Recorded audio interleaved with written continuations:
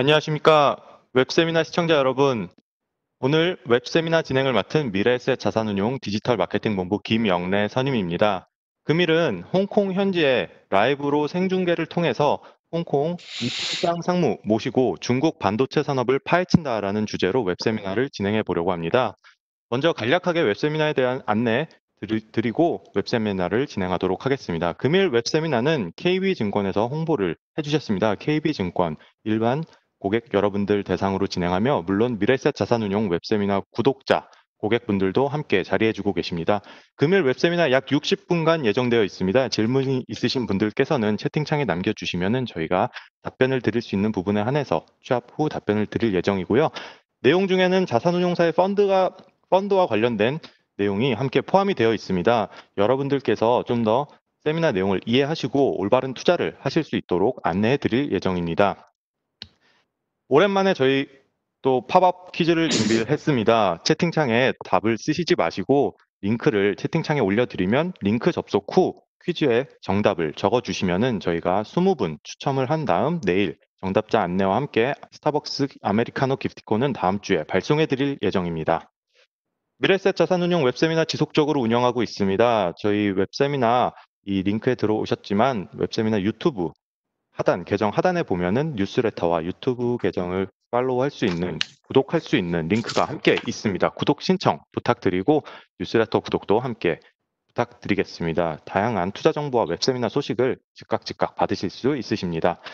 그러면 여러분들께서 너무나 열화와 같은 응원을 보내주고 계시고 또 항상 중국과 관련된 웹세미나로 저희한테 좋은 투자 정보 안내하고 있는 이필상 본부장 소개해 드리도록 하겠습니다.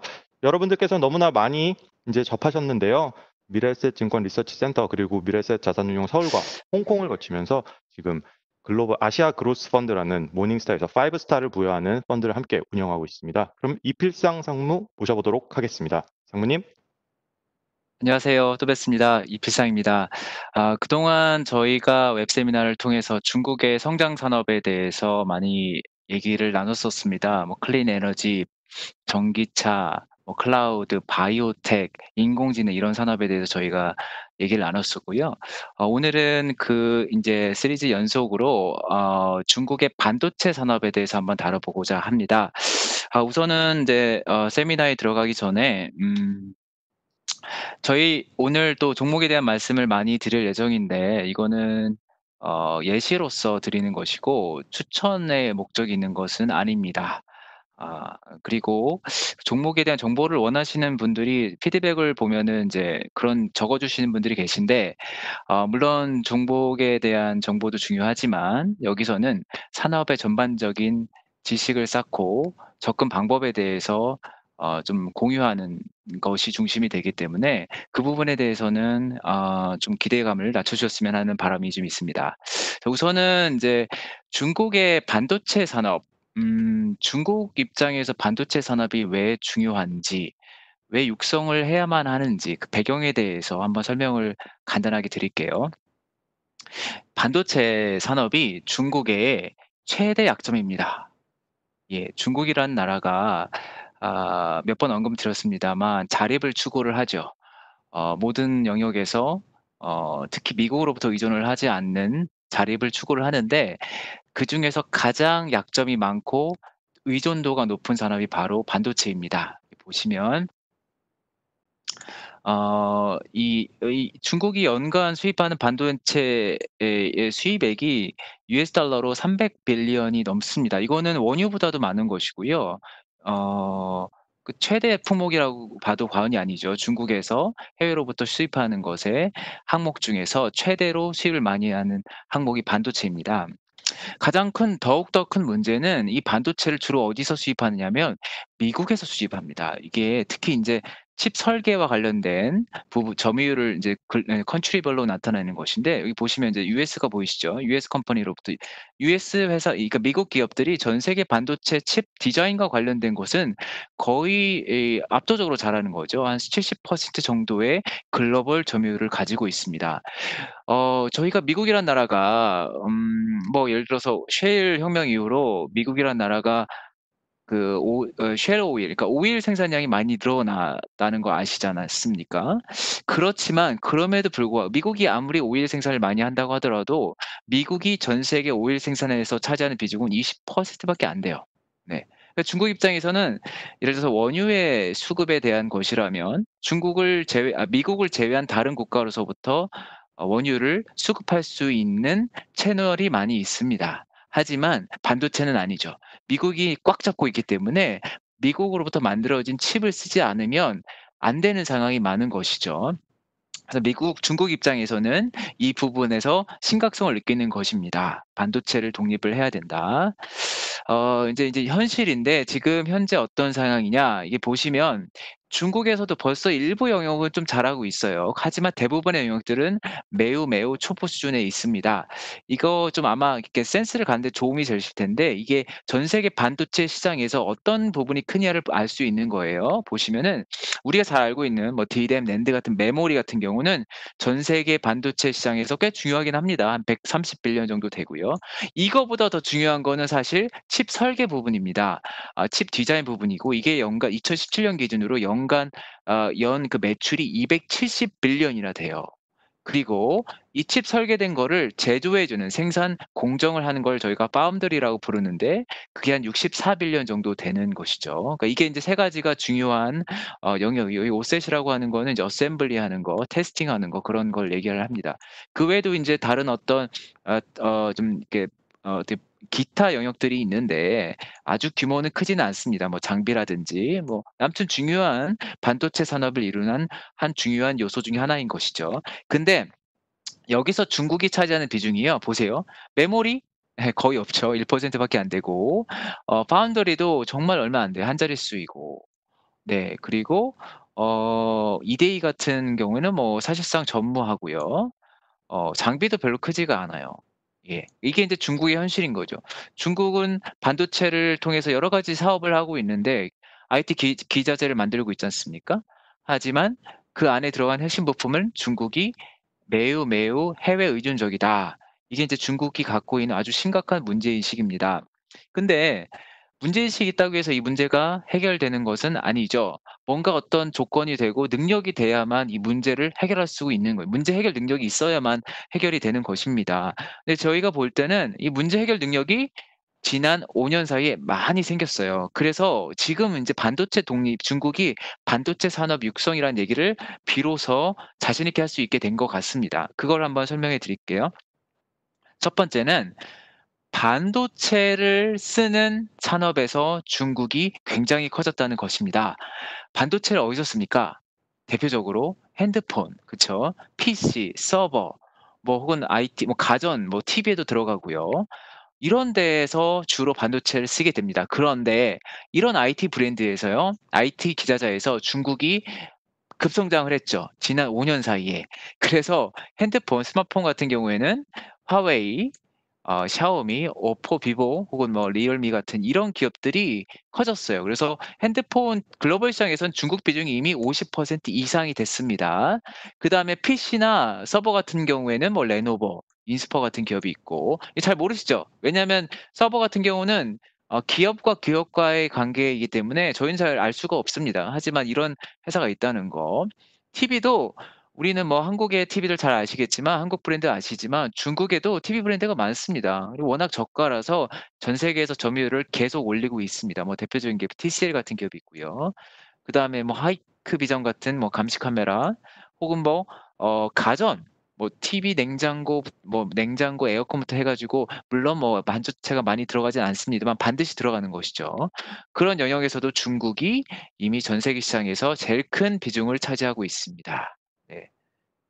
반도체를 많이 써 주는 산업을 중국이 가졌죠.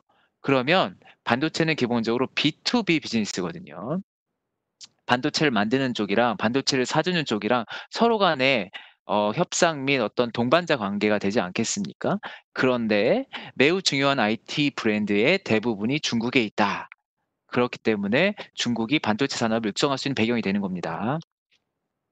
두 번째는 이게 항상 어떤 산업이 성장하려면 누군가 선두에서 끌어주는 기업이 필요합니다. 뭐 대장 기업이 될 수도 있고 표현할 수도 있는 것이고요. 그런 역할을 중국에서는 누가 하느냐? 바로 화웨이가 해 왔습니다. 그러니까 화웨이는 저희한테 통신 장비 혹은 스마트폰 브랜드 정도로 생각을 하지만 사실 화웨이의 핵심은요. 하이실리콘이라는 자회사이고요. 이 자회사가 하는 건 뭐냐면 칩 설계입니다. 칩 설계 엔지니어들을 대량으로 보유하고 있으면서 자기가 필요한 칩들을 다 거의 만들어내고 있어요. 그 핸드폰에 들어가니까 당연히 AP 칩, 모뎀 칩, 그다음에 인제 베이스 스테이션에 들어가는 베이스 스테이션 관련된 칩들 이런 걸 다 만들고요. 예, 여기 인제 뭐 핸드폰에 들어가는 거, 뭐 모뎀 칩, 여기 뭐 그다음에 최근에 뭘 하고 있냐면 얘네들이 AI 칩도 만들어요. 그러니까 AI 그 머신 러닝 기계 학습을 할 수 있는 칩도 만들고 그다음에 심지어는 서버에 들어간 CPU까지 만들고 있어요. 예. 그러니까 이거는 미국만이 할 수 있는 거라고 생각을 했는데 중국에서도 하기 시작을 했고 그걸 주도한 기업이 바로 화웨이입니다. 그러니까 이것 때문에 미국이 굉장히 민감한 거죠. 미국이 갖고 있는 지금 최대의 어떤 뭐랄까 강점은 바로 반도체 산업인데 이거를 중국이 화웨이를 필두로 해서 침범하고 있는 것이죠. 그래서 중국이 미국 입장에서는 이거를 놔줄 수 없는 상황이고 그래서 이렇게 화웨이와 미국 간에 이렇게 치열한 지금 공방이 계속이 되고 있는 것입니다.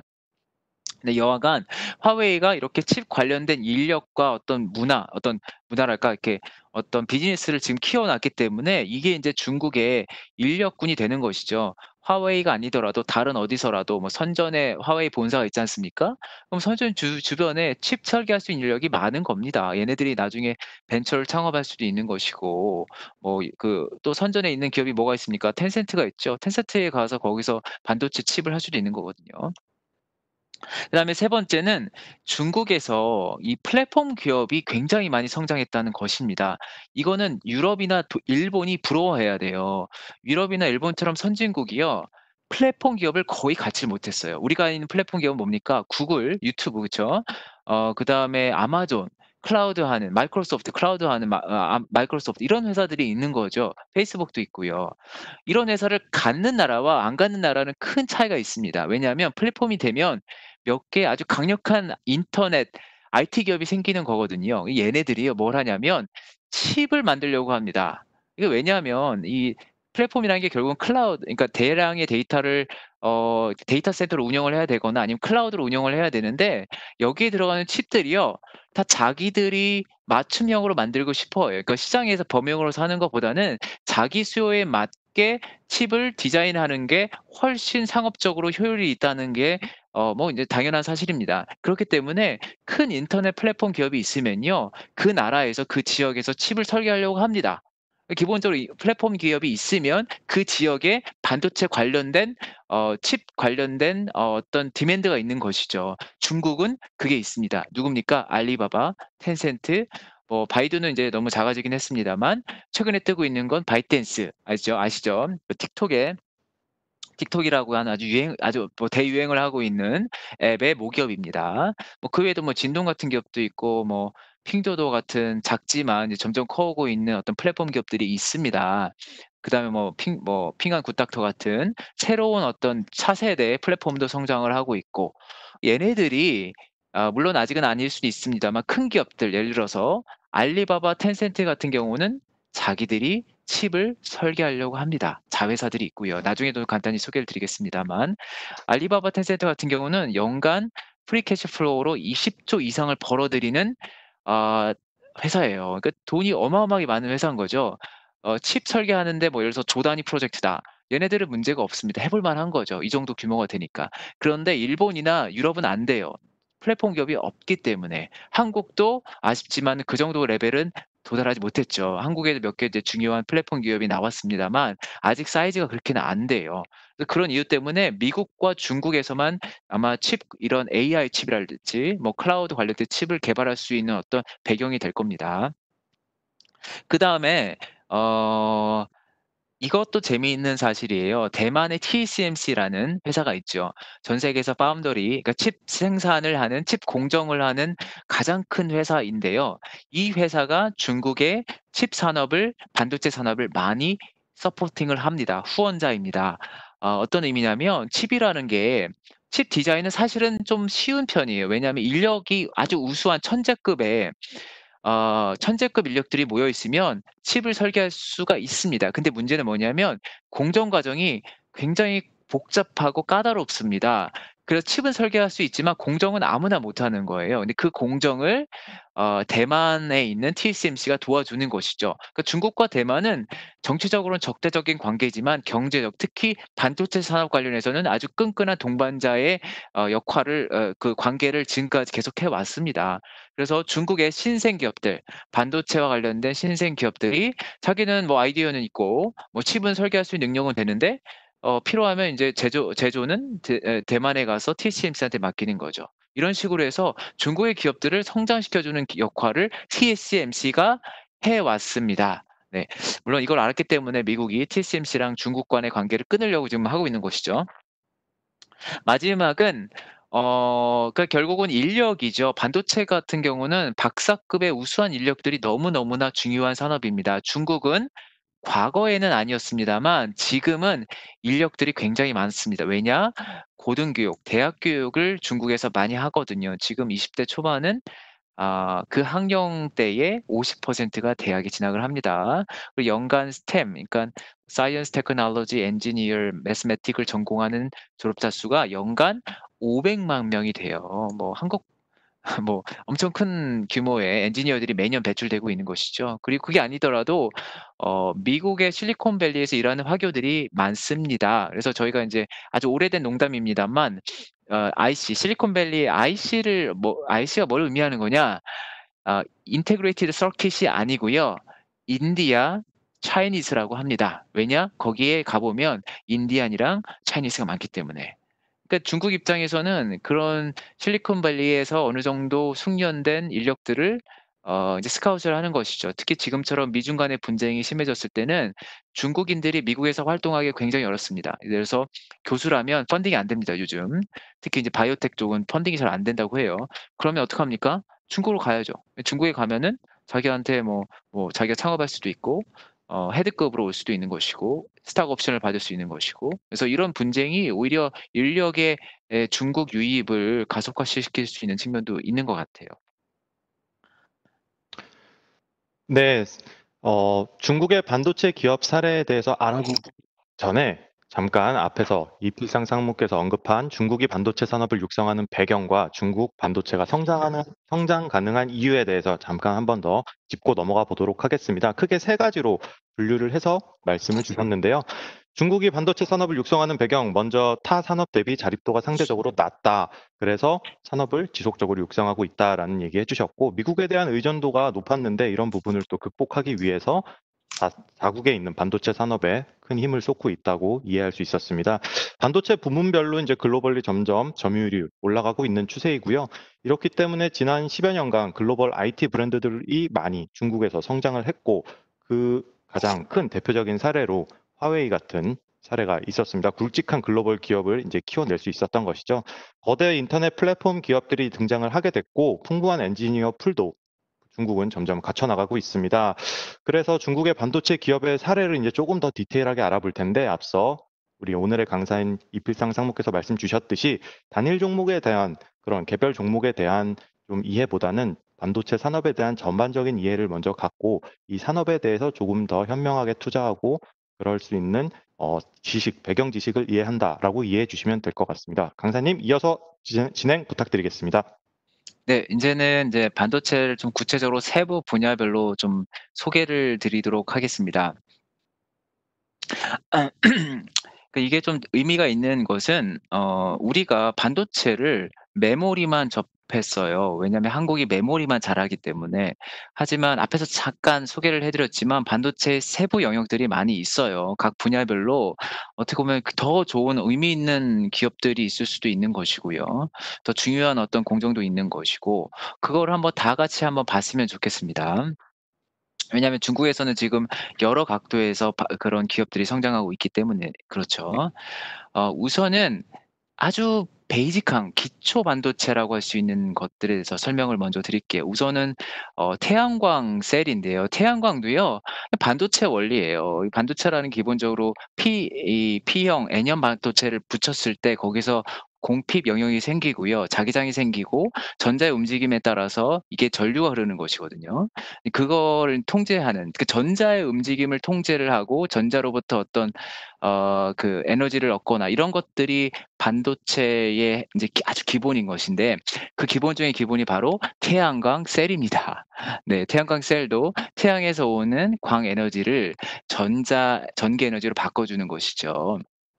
네. 이 영역에서 중국이 태양광 셀 영역에선 중국이 이미 전 세계를 다 장악을 했죠. 이미 뭐 이거는 뭐 성장 그러니까 그냥 그 산업에서 이미 이 모습이 그 산업 구조가 이미 형성이 됐고요. 아 그래서 뭐 롱지 같은 기업도 예전에 한번 소개해 드린 적이 있을 거예요. 태양광 웨이퍼 관련해서는 전 세계에서 너무 잘하는 회사라는 거. 그다음에 징성은 제가 설명을 좀 덜 드렸었던 것 같은데 이거는 그 저희 웨이퍼 반도체 웨이퍼 만들 때 웨이퍼로 이렇게 성장시키는 게 있잖아요. 이렇게 이런 모양으로 해서 이렇게 성장시켜서 웨이퍼를 아주 균일한 아주 순도가 높은 웨이퍼를 만들어서 그러니까 인곳을 만들어서 이걸 나중에 절단을 하는 것이죠. 근데 아무튼 이것과 관련된 장비를 만드는 회사로 또 징성이라는 회사도 있습니다. 꽤 유명한 회사고 중국에 있는 기업입니다.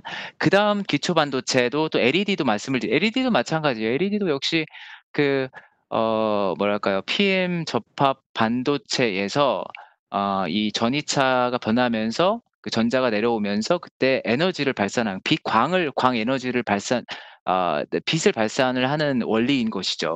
이것 역시 아주 정말 기초적인 반도체인데 이 LED라는 게 우리 인제 사실 광원으로 많이 쓰고 있는 거예요. 지금 거의 대부분의 우리가 쓰고 있는 광원 뭐 요즘 특히 인제 자동차에 많이 쓰는 게 바로 LED인데 그리고 인제 우리 그 옛날 LCD 뒤에 인제 붙는 LED TV라고 하는 거 있지 않습니까? 뒤에 인제 빛을 비춰주는 백라이트 유닛이 바로 LED였고 앞으로는 뭐 마이크로 LED를 이용한 TV도 가능하고요.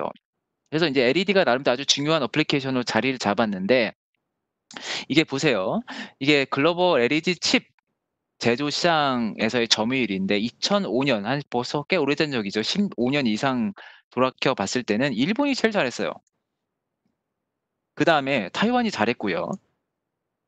여기는 이제 한국도 인제 약간 있었지만 대부분은 일본과 타이완이 주도하는 시장이었습니다. 그런데 지금은 또 완전 바뀌었죠. 지금은 중국 기업들이 완전히 주도를 하는 시장으로 바뀌었고 타이완 좀 남았고 일본도 거의 다 죽었어요.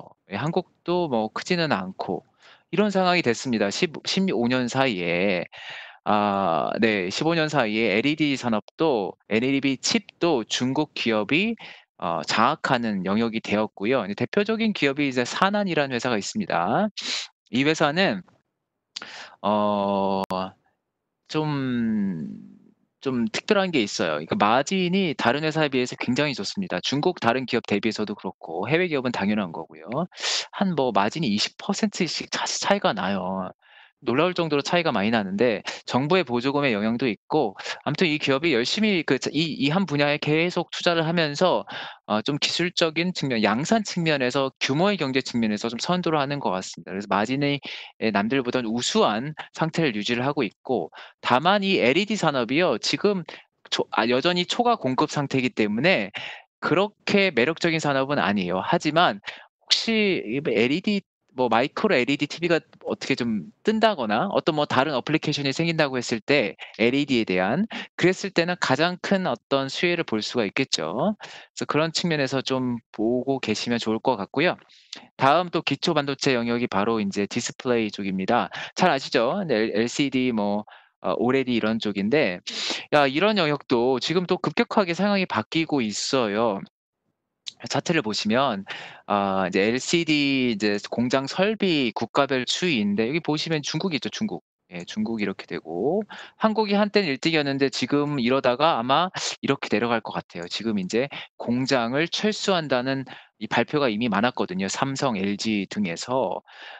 사실은 일본 기업, 한국 기업, 타이완 기업은 LCD 영역에서 거의 다 철수하는 분위기고요. 중국 기업들이 시장을 다 가져갈 것 같습니다. 왜냐하면 이 LCD 쪽은 기술 진보가 그렇게 크진 않은 영역입니다. 이미 LCD라는 게 인제 이게 인간의 육안으로 이미 충분히 좋은 화질을 제공하고 있는 상황이기 때문에 기술 진보가 필요 없고, 다만 얼마나 원가 절감을 할 수 있냐가 핵심 경쟁력이 되었습니다. 이 부분에서는 결국 자본력인 거죠. 얼마나 많은 자본을 투자해서 규모의 경제를 키우느냐. 이거를 중국이 전략적으로 했어요. 그 대표적인 기업이 바로 BOE입니다. 그다음에 이제 CSOT라는 아까 말씀드린 TV 브랜드 TCL의 자회사인 CSOT가 있습니다. 이 두 회사가 지금 중국의 디스플레이 시장을 주도하고 있고요. 그 LCD뿐만 아니라 올레드도 마찬가지로 지금 바뀌고 있어요. 올레드는 좀 어려운 영역이라고 생각을 했는데, 또 중국 애들이 열심히 투자를 해서 지금 점유율이 중국의 보시면 이제 LCD 올레드 설비 비중이 점점 올라가고 있습니다. 얘네들이 돈을 벌지는 모르겠어요. 예, 돈을 벌지는 모르겠는데, BOE 같은 경우에는 아마 올해 내년 해서 애플 스마트폰에 아이폰에 진입을 할 것 같아요. 예, 그래서 의미 있는 어떤 모멘텀이 생길 것 같습니다. 돈을 얼마나 벌지는 모르겠습니다만, 이제 올레드 시장조차도 지금 중국계가 상당히 커지고 있는 게 보이는 것이죠. 여기까지는 아주 기초적인, 그리고 이미 시장이 어느 정도 정리가 되면서 중국 기업들이 상당히 많이 포진하고 있는 부분에 대한 말씀을 드렸고, 인제부터 진짜죠. 인제 진짜 우리가 생각하는 반도체다라고 할 수 있는 것들에 대한 얘기를 이제부터 드리도록 하겠습니다. 칩 디자인 부분을 먼저 말씀을 드릴게요. 칩 디자인은, 설계는 소위 이제 팹리스라고 많이 부르는데, 팹리스라고 하면은 잘 이해를 못 하세요. 그래서 칩 디자인이라고 표현을 할게요. 칩 디자인은 한국이 너무 약해요. 할 수 있는 기업이 거의 없습니다. 그래서 우리가 잘 얘기를 안 하는 건데, 사실 앞에서도 말씀드렸지만 반도체 산업에서 제일 큰 영역이 바로 칩 디자인입니다. 제일 대표적인 기업이 뭐가 있습니까? 인텔, 그다음에 퀄컴, 그다음에 뭐 브로드컴, 뭐 TI, 텍사스 인스트루먼트 이런 거 있잖아요. 그쵸? 이렇게 큰 기업들이 이 영역에서 일을 하고 있고요. 한국은 없고, 보니까 중국계가 여기서 성장을 하고 있더라입니다. 보시면은 아까도 보여드렸던 차트이기는 한데, 칩 설계를 국가별로 나눠보면은 미국이 압도적이지만 또 중국도 점점 올라오고 있어요. 지금 한 13% 정도 됩니다. 근데 이게 2010년에는 단 5%에 불과했어요. 그러니까 나름대로 계속 성장하고 있는 것이죠. 뭐 시간이 지나면서 25%, 30% 이렇게 성장할 수 있겠죠. 그러니까 어떤 이런 추세를 봤을 때. 근데 왜 이렇게 추세가 생겼느냐? 아, 아까 말씀드린 거예요. 뭐냐? 칩 디자인, 이 칩을 사주는 주체가요, 중국계 IT 하드웨어 브랜드인 것이죠. 가전제품도 있고, 스마트폰 브랜드도 있고, TV도 있고, 서버 브랜드도 있고, PC도 있고. 그리고 또 하나는, 이게 다른 반도체 어떤 영역에 비해서 인적 자원이 핵심인 영역입니다. 그러니까 천재급 칩, 그러니까 디자인 설계를 할 수 있는 엔지니어들이 있으면 뭔가 뚝딱뚝딱해서 만들 수 있는, 물론 좀 과장된 표현입니다만, 다른 반도체 영역에 비해서 비교적 쉽게 진입할 수 있는 능력만 있다면. 근데 뭐 중국이라는 나라 14억 인구에서 천재들이 있는 거죠. 그 천재들이 이쪽을 인제 전공하고 이쪽에서 인제 그런 능력을 발휘를 하고 있는 것입니다. 그다음에 인제 인텔과 대척에 있는 ARM을 기반으로 한 아키텍처가 확산이 되면서 모바일과 관련된 거죠. 그러면서 새로운 어떤 칩 디자인을 할 수 있는 여지가 생긴 거죠. 기존의 것보다 뭔가 새로운 거를 도전할 수 있는 벤처들이 할 수 있는 어떤 영역들이 확산이 되고, 여간 이런 것 때문에 중국의 칩 산업이, 디자인 산업이 성장을 하고 있습니다. 몇 가지 사례를 말씀을 드리면, 우선은 하이실리콘이에요. 아까 말씀드렸던 바로 그 기업입니다. 화웨이의 자회사이고, 옛날에 통신 영상 칩에서 시작을 해서 핸드폰에 들어간 AP 칩, 그다음에 통신 장비에 들어가는 베이스 스테이션, 베이스밴드 뭐 등등 칩 만드는 거, 그다음에 지금 클라우드 관련된, 인공지능과 관련된 여러 가지 ASIC, 주문형 반도체까지 다 포괄하고 있는 회사입니다. 제일 무서운 회사인데, 뭐 여하간 이번에 미국과의 관계 때문에 지금은 어떤 영역에서 지금 성장이 눌려 있는 상태일 거고요. 그다음에 인제 저희가 상장사 관점에서 보면은 윌셈이라는 회사가 있습니다. 이 회사는 이미지 센서, 그러니까 시모스 이미지 센서의 전 세계 3위입니다. 우리 핸드폰에 들어가는 카메라에서 그 빛을 받고 그거를 인제 인식하는 기능을 하는 것이죠.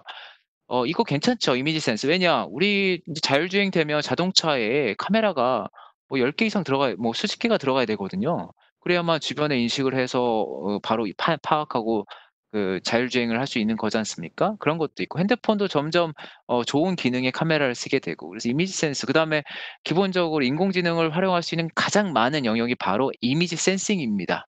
그런 측면에서 이미지 센서 비즈니스를 하는 것은 나쁘지가 않죠. 다만 중국계답게 아직은 글로벌 넘버원이 아닙니다. 예. 반도체 영역에서는 중국이 넘버원 하기가 정말 어렵죠. 아직은 1 등은 아니고 1 등은 일본의 소니입니다. 일본이 반도체 영역에서 잘하고 있는 게 거의 없는데 여기만 유일하게 다릅니다. 이미지 센서 쪽은 아직도 일본 기업인 소니가 잘하고 있고요. 이 회사는 3위 정도에 지금 머물러 있습니다. 옴니비전입니다. 옴니비전을 인수를 했기 때문에 지금 웰셈이 밑에 있는 것이고요. 그다음에 오른쪽에 있는 거는 뭐 구딕스라고요. 선전에 있는 회사인데 이거는 그 핸드폰에 그 인제 지문 인식 그 디스플레이 밑에 센서를 부착해 주는 건데 별건 아닌 니치 마켓이지만 뭐 여간 글로벌리 1 등한 기업이에요. 중국 반도체 산업도 드디어 1 등하는 기업들을 배출하기 시작한 거죠. 크진 않습니다. 아무튼 이런 말씀을 드릴 수 있고요. 제가 이제 중국에 대한 말씀을 드렸는데 또 한편으로는 옆에 그 인근에 반도체 칩 설계를 잘하는 회사도 있어요. 그게 뭐냐면 대만의 미디어텍이라는 회사가 있습니다. 어 한국은 없어요. 그다음에 일본은 이제 소니 정도. 소니가 아주 그래도 그 큰 기업인데 그 안에 작은 일부분에 불과한 거죠. 근데 아시아에서 정말 칩 설계 관련해서 하나만 꼽으라면 상장된 기업 중에서 하나만 꼽으라면 바로 미디어텍을 들 수가 있습니다. 참고로 화웨이 그 하이실리콘도 상장된 회사는 아닙니다. 이 회사는 핸드폰에 들어가는 AP 칩, 모뎀 칩을 주로 만들어요. 그래서 최근 이제 화웨이가 AP 칩을 만들 수 없게 되면서 그 수혜가 미디어텍으로 많이 간다고 얘기를 하고 있습니다. 대안이 없으니까 화웨이 입장에서는 핸드폰을 만들어야겠고 칩은 생산을 못 하잖아요. 누구한테 사 와야 되는데 그거를 뭐 퀄컴한테 사올 수는 없고요. 삼성은 경쟁사고 뭐 그러다 보니까 대만의 미디어텍에 손을 빌릴 수밖에 없는 그런 상황이 되는 것 같습니다. 여하간 다시 중국으로 돌아와서 근데 얘기하다 보면 인제 대만을 얘기를 많이 하게 돼요. 이거 어쩔 수 없습니다. 이게 비즈니스의 본질인 것이죠. 혼자서 못하고 누군가 같이 파트너십을 맺는 건데 중국의 반도체 산업은 대만과 상당히 많은 파트너십을 맺어 왔다는 것입니다. 자 인제 파운더리 말씀을 드릴게요. 이거는 칩을 공정하는 생산과 관련된 부분인데 우선 첫 번째는 칩 생산 공정은 굉장히 고난이도의 까다로운 작업입니다. 우리가 제조업 생각하면 되게 별거 아닌 것 같죠? 근데 그렇지가 않아요. 칩에서는 생산하는 것 자체가 굉장히 중요한 장벽이 높은 영역입니다. 중국 관점에서는 이게 바로 반도체 산업의 핵심 약점이에요. 아까 말씀드렸죠? 반도체 칩 설계는요. 좋은 인력 뭐 칭화대 뭐 박사급 뭐 천재급 인력들 모아 놓으면 할 수 있을 것 같아요. 그리고 이게 뭐 어차피 다 코드 같은 게 다 공개가 되는 것이기 때문에 얼마든지 캐치업이 가능한 것 같습니다. 그런데 파운더리는 그 메모리나 파운더리 같은 경우는 그렇지가 않아요. 그래서 이거를 특별한 뭔가를 하지 않으면 아마 영원히 안 될 수도 있어요. 예 영원히 안 될 수도 있습니다. 중국 반도체의 최대 약점이 바로 파운더리 회사가 없다는 거. 다른 나라에 의존해야 된다는 것이 중국의 치명적인 아킬레스건입니다. 이걸 돌파하기 위해서 중국이 뭘 합니까? 자국의 파운드리 회사를 키우는 거죠. 바로 SMIC입니다. 상해에 본사를 갖고 있는 회사고요. 이 회사를 통해서 파운더리 자립을 하려고 합니다. 얼마나 시간이 걸릴지는 모르겠지만 뭐 너무나 명확한 목표이고 그걸 향해서 돌진을 할 겁니다. 이 회사는 지금 중국 그 파운더리 기업 중에서 유일하게 14 나노급의 미세 공정을 하고 있는 회사입니다. 파운더리나 반도체 메모리 쪽에서는 그 미세 공정이 중요한 거죠. 미세 공정으로 가야만 저전력 그다음에 뭐 저비용 고속이 나오기 때문에 무조건 좋아지는 거예요. 무조건 가야 돼요. 물론 인제 갈 때 비용이 많이 생산 투자를 많이 해야 된다는 리스크는 있지만 가야만 이게 5G가 오는 것이고 속도가 빨라지는 것이고 남들한테 경쟁해서 이길 수 있는 것이거든요. 그러니까 IT 하드웨어 입장에서는. 그래서 공정을 가져가는 게 중요한 건데 미세 공정을 가져가는 게 중요한 것인데 중국 기업 중에서 14 나노 이하로 지금 가지고 있고 노력하는 기업은 SMIC가 유일합니다. 그리고 글로벌리 봤을 때도 별로 많지가 않아요. 여기 보시면 이제 주요 이제 파운드리 업체들의 미세 공정 경쟁을 제가 보여드린 건데 인텔은 뭐 파운드리는 아니지만 여하간 자기가 직접 IDM으로서 자기가 직접 생산하는 회사니까 이것도 경쟁으로 봐야 됩니다. 지금 10 나노에 있고요. TSMC는 지금 7 나노인데 이제 5 나노 양산을 시작하려고 합니다. 삼성은 지금 7 나노에 있고요. 이제 글로벌 미국 기업인데 글로벌 파운드리는 아직 14 나노에 있고 대만 기업 UMC도 지금 14 나노에 있고 SMIC가 지금 14 나노를 하고 8 나노를 하려고 하고 있어요. 그러니까 이게 아직은 격차가 있습니다만 글로벌리 봤을 때 인텔, TSMC, 삼성 그다음이 SMIC인 것 같아요. 글로벌 파운더리도 사실은 투자에 대한 의욕이 없는 회사고요. UMC는 더욱더 없는 회사입니다. 그래서 앞으로는 이 회사 4개 회사 중심으로 파운더리가 재편이 될 것 같고 그 안에 SMIC가 들어가 있는 것이죠. 그러니까 아직까지는 1 등과의 격차, TSMC와의 격차가 여전히 큽니다만 TSMC는 여기 보다시피 전 세계 파운드리 시장의 50%를 점하고 있는 쉽게 말해 자이언트예요. 이거 뭐 이건 파운드리 쪽은 삼성이 되게 열심히 공략을 하고 있습니다만 이게 참 쉽지 않은 그러니까 너무나 이게 확고한 어떤 성을 구축하고 있는 상태라서 만만치 않은 그런 존재입니다. 그런 존재와 SMIC의 격차는 상당히 큽니다. 그래서 쉽지는 않습니다만 여하간 전 세계적으로 봤을 때 2 위권인 거죠. 그래서 뭐 내외 4개 정도 안에 지금 들어가고 있는 상태입니다. 이거를요 중국이 계속 키워줄 겁니다. 어떻게 키워주냐면 중국에서 어떤 IT 하드웨어 비즈니스를 한다면요. SMIC랑 파트너십을 맺어야 합니다. 그래야만 정부로부터 직접 간접적인 지원을 받는 거죠. 그러니까 중국에서 물건을 팔고 싶으면 IT 제품을 팔고 싶으면 SMIC랑 같이 협업을 해야 되는 거예요. 그래서 SMIC 입장에서는 고객이 부족하지는 않습니다. 고객은 얼마든지 끌어올 수 있어요. 중국 시장이 크니까. 근데 문제는 뭐냐? SMIC가 아직 기술이 안 돼요. 예. 아직은 1등 그룹이 아니거든요.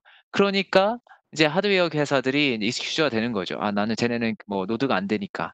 그래서 이제 TSMC로 가거나 뭐 다른 데로 가는 것이죠. 이거는 SMRC가 풀어야 돼요.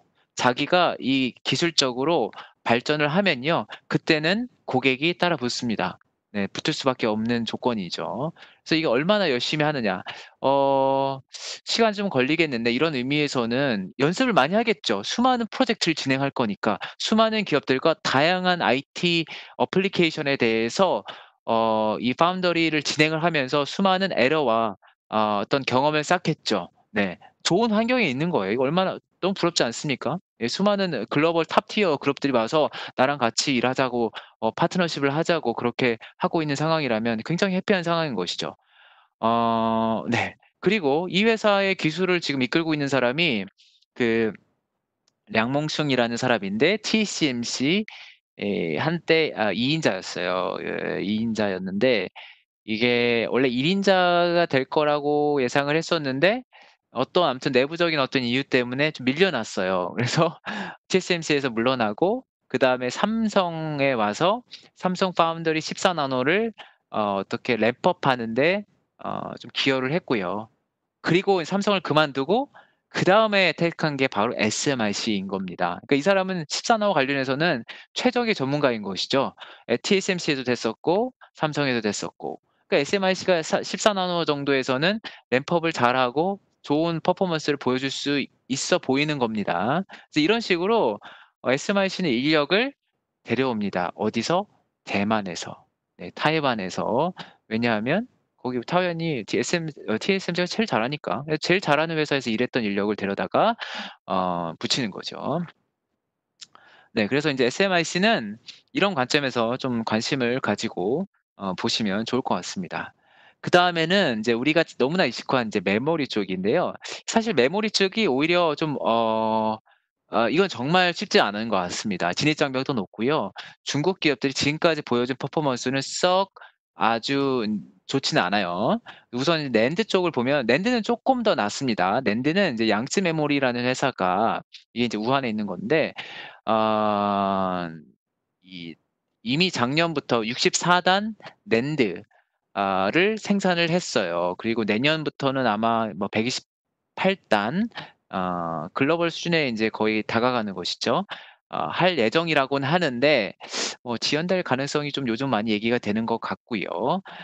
근데 여하간 지금 제품이 나오고 있는 상태이고 로우엔드 쪽에서 예를 들어서 우리가 뭐 핸드폰에 들어가는 정도는 아닌 것 같고요. 뭐 USB라든지 서버에 들어갈 수 있을런지. 아무튼 로우엔드 쪽에서 인제 어느 정도 시장을 확보를 해 갈 것 같아요. 그래서 한 2022년 이후에는 인제 이쪽 양쯔 메모리를 중심으로 의미 있는 물량이 나올 것으로 예상을 하고 있습니다. 주로 로우엔드이긴 합니다만.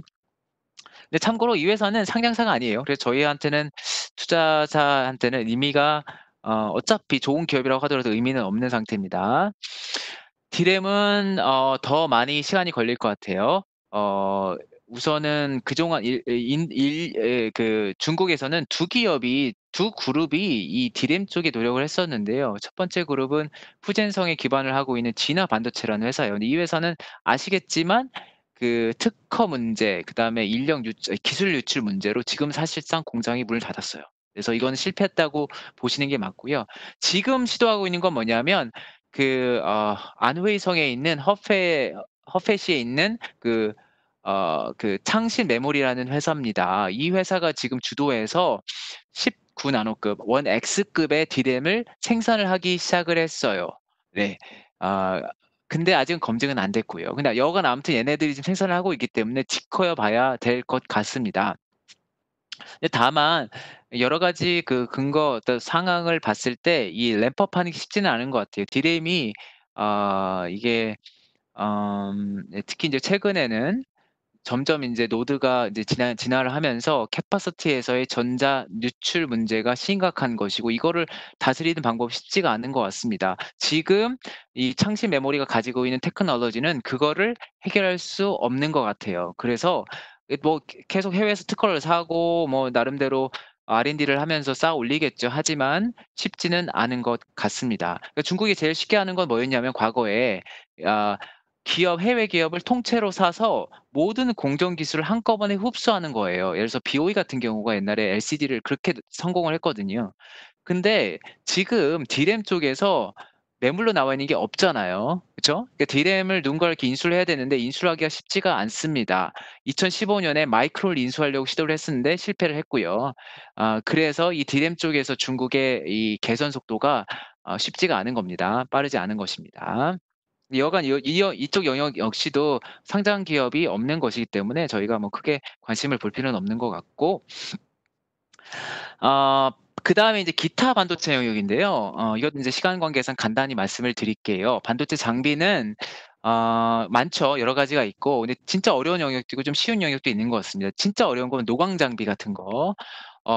이거는 예를 들어서 지금 5 나노, 7 나노급 이하의 공정에서 쓰이는 EUV 장비는요. 전 세계에서 딱 하나만 생산할 수 있죠. 그게 바로 ASM이라고 네덜란드 회사죠.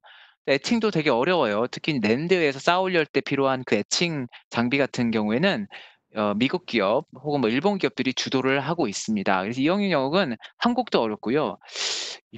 중국도 쉽지는 않을 거라고 생각을 합니다. 근데 그래도 이게 이제 중국이 산업을 다 육성시키는 것이기 때문에 몇 개 기업들이 좀 눈에 들어오는 게 있어요. 에이메이라든지 중웨이라는 기업인데 LED 쪽에 필요한 제조할 때 필요한 어떤 화학 기상 증착 장비를 국산화하는 데 성공한 기업이에요. 예. 그래서 글로벌 점유율도 상당히 높고 그리고 이 회사가 한번 잘했기 때문에 애칭 쪽에서도 지금 뭔가 하려고 노력을 하고 있고요. 그다음에 나우라라는 기업이 있는데 근데 이제 어 이 회사 같은 경우에는 중국의 대표적인 반도체 장비 회사예요. 두루두루 많이 하는데 그렇다고 압도적으로 잘하는 것 같지는 않아요. 근데 그렇지만 아무튼 이 두 기업 정도가 장비 쪽에서 좀 눈에 들어옵니다. 마지막은 이제 어셈블리랑 이제 패키징하는 오셋 부분인데 후공정이죠. 칩을 만들 걸 이제 회로랑 연결하고 하는 그런 영역인데 이런 영역은 사실 중국 기업들의 성장이 너무나 자연스러운 것 같아요. 왜냐하면 진입 장벽이 낮다, 어셈블리니까. 그리고 이거는 숙련도, 공장에서 기술 엔지니어들의 숙련도인데 이거는 숙련도 및 이제 임금 수준인데 중국이 당연히 이런 건 잘하겠죠. 그래서 이 후공정 측은 중국이 잘할 거라고 자연스럽게 생각이 됩니다. 대표적인 기업들은 뭐 제이셋이라든지 뭐 통프라든지 뭐 화티엔이라든지 이런 기업들이 네, 있습니다. 네, 여기까지 해서 중국 반도체 세부 산업별로 현재 상황과 관련된 기업들에 대한 소개를 드렸습니다. 네, 다소 이제 디테일하고 어려운 내용들도 있었기 때문에 시청하고 계신 웹세미나 시청자분들께서 좀 헷갈리셨을 수도 있을 것 같습니다. 하지만 서두에서 말씀드렸던 것처럼 오늘 좀 더 반도체 산업을 파헤쳐보는 그런 시간을 가졌기 때문에 여러분들께서도 저와 함께 저도 같이 공부하는 마음으로 이제 강사님의 설명을 들었던 것 같습니다. 앞서서 제가 인트로 부분에 설명을 드렸던 것처럼 이렇게 중국에 그리고 중국의 반도체 산업에 투자를 하고 있는 저희 미래에셋 자산운용의 펀드 상품이 또 있습니다. 바로 미래에셋 아시아 그로스 펀드라고 제가 소개를 드리는데요. 아시아의 글로벌 경쟁력을 바탕으로 한 성장 산업에 투자하는 펀드로 잘 알려져 있습니다. 특히 중국에 대한 비중이 제법 높게 가져가고 있고 반도체와 IT 쪽에 이제 투자를 적극적으로 이루어지고 있습니다. 좀 더 자세한 사항은 강사 통해 가지고 여러분들께 소개해 드릴 수 있도록 하겠습니다. 강사님 설명 이어서 부탁드리겠습니다. 이 펀드가 반도체에 대한 비중이 많습니다. 그러니까 저희가 이제 중국에 대한 얘기를 했는데 왜 아시아 펀드냐? 그러니까 항상 모든 거는 이제 글로벌 뷰를 가져야 되는 것 같습니다. 그러니까 중국이 반도체 영역에서 재미있고 의미 있는 기업들이 많이 나올 것입니다. 그거를 투자하는 것도 그것만 모아서 투자하는 것도 굉장히 좋은 아이디어가 될 것 같고요. 여기서 이제 펀드 관점에서는 어 좀 크게 봐야 되는 것이죠. 그래서 반도체를 잘하는 정말 잘하는 기업들이 중국뿐만 아니라 아시아 전역에 있기 때문에 그런 것들을 같이 모아서 투자를 하고 있고요. 그래서 좀 관련된 펀드로 소개를 드릴 수가 있는 것 같습니다. 음 같은 맥락이에요. 저희는 항상 글로벌 경쟁력을 중심에 두고 생각을 합니다. 성장 산업 성장력과 성장 잠재력과 글로벌 경쟁력 이게 두 개가 핵심 키워드이고요. 그거를 인제 중심적으로 투자를 하고 있는 펀드입니다. 반도체 기업들이 상당히 많이 있고 아시아의 반도체 기업들, 그다음에 소프트웨어 클라우드 회사들, 신약 회사들, 태양광, 전기차, 인工지능 이런 것들 두루두루 골고루 어 투자를 하고 있습니다. 각 영역에서 제일 잘하는 리딩하는 기업들을 경쟁력 있는 기업들을 중심으로 투자를 하고 있습니다. 이게 인제 이거를 제가 소개 드리는 이유는 사실 저희가 미래에셋이 다행히 좋은 펀드들이 많아요. 차이나 펀드들도 뭐 퍼포먼스가 굉장히 좋은 펀드들이고요. 뭐 글로벌리 뭐 좋은 평가를 받고 있는 펀드들이 많이 있고 한데 IT 비중이 반도체 관련된 비중이 가장 많은 상품은 바로 이 상품입니다. 예. 중국 비중도 한 60% 좀 많고요. 보시면 IT 쪽에 저희가 많이 오버웨이트 되어 있어요. 네. 이제 여기를 통해서 반도체도 들어가 있고요. 뭐 반도체 관련된 여러 가지 뭐 관련된 산업들 들이 많이 또 포함이 되어 있습니다. 그래서 이제 오늘 또 반도체 얘기와 맞물려서 또 아시아 그로스 펀드를 다시 한번 소개를 드리겠습니다. 네, 이쯤에서 여러분들께서 많이 기다렸을 텐데요. 여러분들께서 기다리신 팝업 퀴즈 먼저 소개해 드리도록 하겠습니다. 방금 전에 오늘 강사인 이필상 상무께서 여러분들께 직접 구두로 설명을 해주셨습니다. 반도체, 소프트웨어, 바이오테크 등 혁신 산업을 기반으로 하고 글로벌 경쟁력을 갖춘 아시아 기업에 투자하는 미래에셋의 펀드는 어떤 펀드일까요? 정답은 지금 유튜브 채팅창에 저희 담당자가 바로 URL을 올려드렸는데요. 이 URL에 접속하셔서 정답을 입력해 주신 20분께 추첨을 통해서 저희가 스타벅스 아메리카노 기프티콘을 보내드리도록 하겠습니다. 미래셋 땡땡땡땡땡땡 펀드. 어, 방금 뭐 강사님께서 너무 설명을 차근차근 잘 해주셨기 때문에 여러분들께서 정답 무리 없이 적어주실 수 있으실 거라 생각을 하고 어, 아직 나가시지 마시고 이 펀드에 대한 성과와 그리고 여러분들께서 지금 채팅창에 올려주시는 질문이 차곡차곡 수집이 되고 있습니다. 궁금하신 점 올려주시면은 저희가 차후에 설명을 드릴 수 있도록 하겠습니다. 그러면은 펀드에 대한 성과 조금 더 디테일하게 알아보도록 하겠습니다.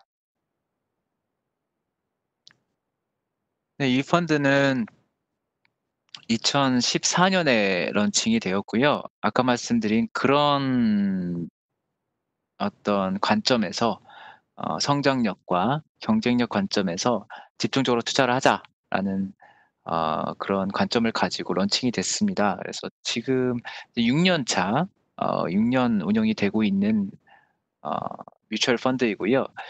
퍼포먼스는 뭐 좋았고 최근에도 좀 좋았고 해서 저희가 이 모닝스타를 아실 겁니다. 그 미국의 대표적인 펀드 평가사인데 모닝스타로부터 5년 수익, 3년 수익 기준으로 5스타, 그러니까 최고 등급이죠. 상위 10%에 부여하는 뭐 실제로는 거의 뭐 그거보다 더 성적이 좋습니다만 여하간 그 5스타를 획득을 했습니다.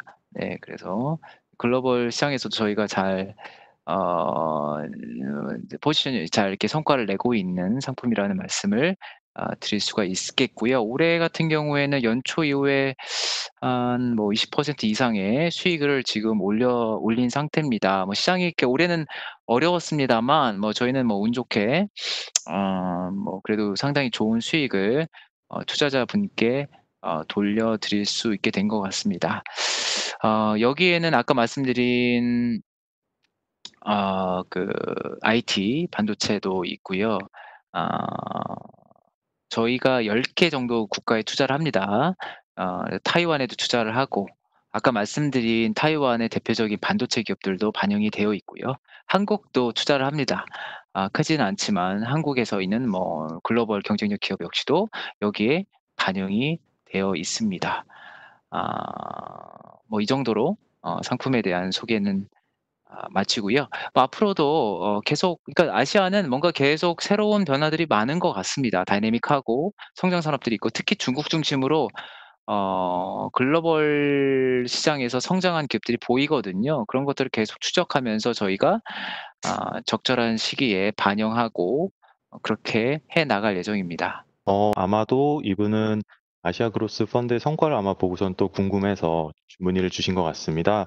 그리고 또 뭐 개별 종목에 대한 투자를 좀 주저하시는 그런 느낌도 좀 있었는데 아시아 그로스에 대해 관심이 상당히 많이 가고 있습니다. 도대체 어떤 투자자에게 좀 적합한 펀드라고 설명을 해주실 수 있습니까? 라고 질문이 하나 올라온 게 있었습니다. 그 부분에 대해서는 물론 아시아 쪽에 성장하는 산업에 분산해서 투자를 하고 있긴 하지만 아시아 그로스 펀드에 투자를 하면 좀 적합한 그런 분이 어떤 뭐 투자자 그런 분들이 있을까요?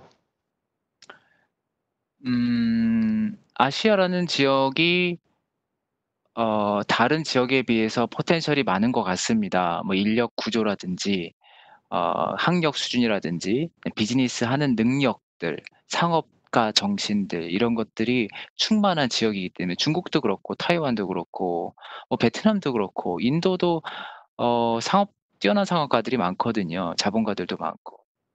그래서 우리가 생각할 때 좋은 기업들이 아시아에서 많이 배출되어 왔고 앞으로도 지속 배출이 될 것 같아요. 그냥 아시아는 매력적인 지역이죠.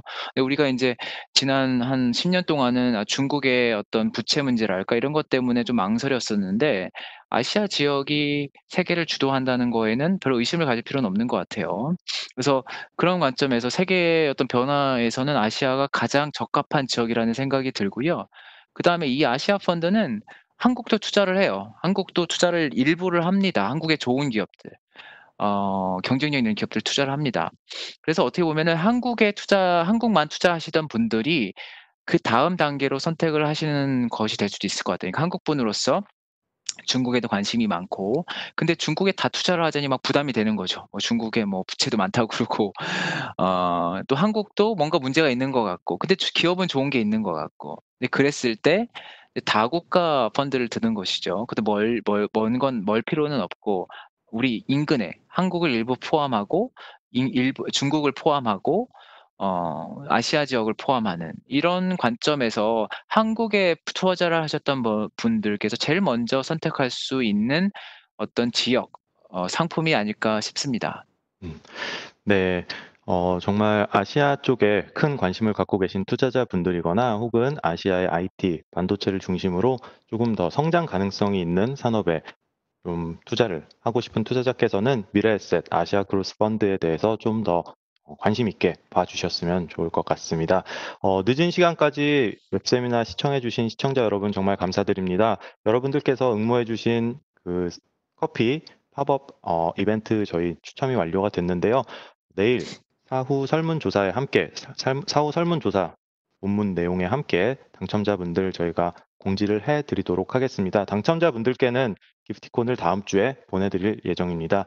늦은 시간까지 홍콩에서 실시간으로 접속해 주신 이필상 상무님 정말 감사드리고 KB증권 고객분들 그리고 미래에셋 자산운용 웹세미나를 구독하시는 고객분들께도 정말 감사의 말씀 전해드립니다.